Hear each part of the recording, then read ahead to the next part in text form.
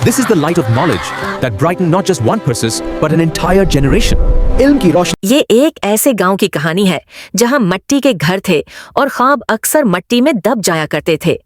اسی گاؤں میں سلیم نام کا ایک لڑکا رہتا تھا جس کے پاس دولت نہیں تھی مگر آنکھوں میں روشن مستقبل کے خواب تھے۔ سلیم کے والد دنیا سے جا چکے تھے اور اس کی ماں سلائی کر کے گھر کا خرچ چلاتی تھی۔ غربت نے گھر کو گھیر رکھا تھا مگر ماں کی دعا ہر مشکل سے زیادہ مضبوط تھی۔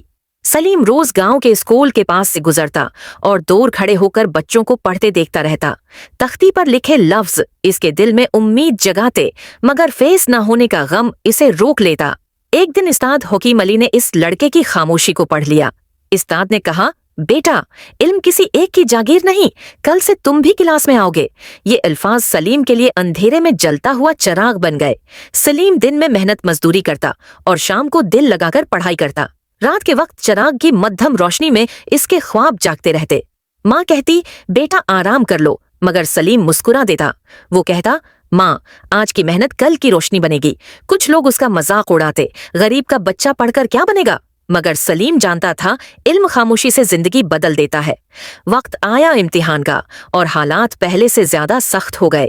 ماں بیمار تھی، گھر میں فاقے تھے مگر حوصلہ زندہ تھا۔ ماں نے کہا، بیٹا، میں بھوکی رہ لوں گی، تم علم کا راستہ مت چھوڑنا۔